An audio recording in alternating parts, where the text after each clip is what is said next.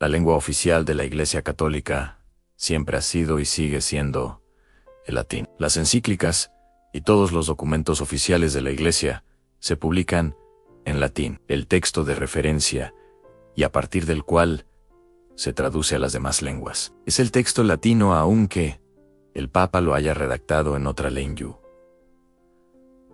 Esto no es algo arbitrario y coyuntural, sino tiene su razón de ser. Y es bueno que los católicos sepamos cuál es. También es importante conocer por qué el latín es la lengua más apropiada para el culto divino. La misa tradicional ha mantenido hasta nuestros días el uso del latín que le otorga una gran sacralidad y solemnidad a la ceremonia. El castellano y español, como las demás lenguas románicas, son producto de la evolución del latín. El latín es la lengua en la que nació la Iglesia. Esta, por tanto, no tuvo que adoptarlo como lengua propia.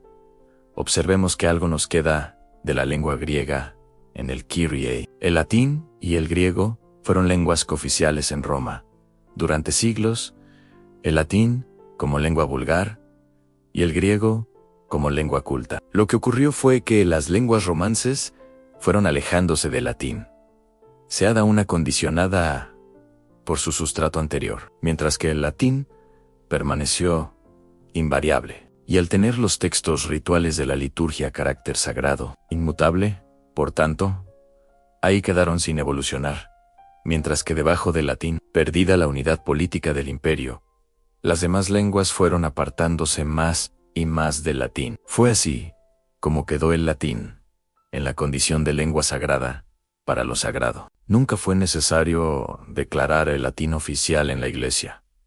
Simplemente ahí estaba. Y obviamente esa era la lengua en que se entendían todos los clérigos, pero no solo ellos, porque durante siglos, en todas las cancillerías del occidente civilizado, los documentos se redactaban en latín. No solo eso, sino que las universidades, de carácter realmente universal, por el origen tanto de profesores como de estudiantes, tenían como lengua normal el latín. No solamente para la actividad académica, sino también para la vida de relación entre los estudiantes de tan diversas nacionalidades. Y esto fue así hasta hace tan solo 300 años, a tier, como quien dice. Es decir, que el latín fue la lengua oficial de la liturgia, del saber y de la diplomacia. Si tenemos, por ejemplo, la taxonomía en latín, es porque no había más.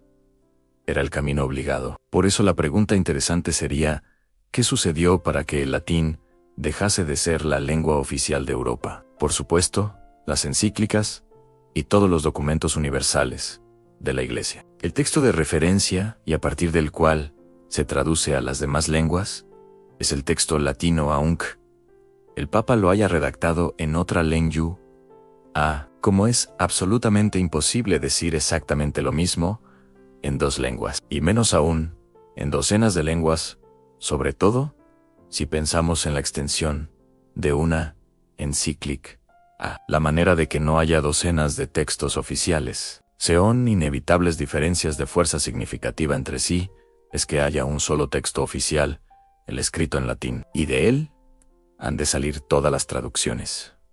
Para que no se vayan produciendo traducciones, no tenemos más que ver los disparates que nos ofrecen los traductores electrónicos, que pasan casi todos por una traducción previa al inglés, tanto a partir de esos documentos, como sobre todo a partir de las extraordinarias instituciones que ha creado la Iglesia para cultivar el latín.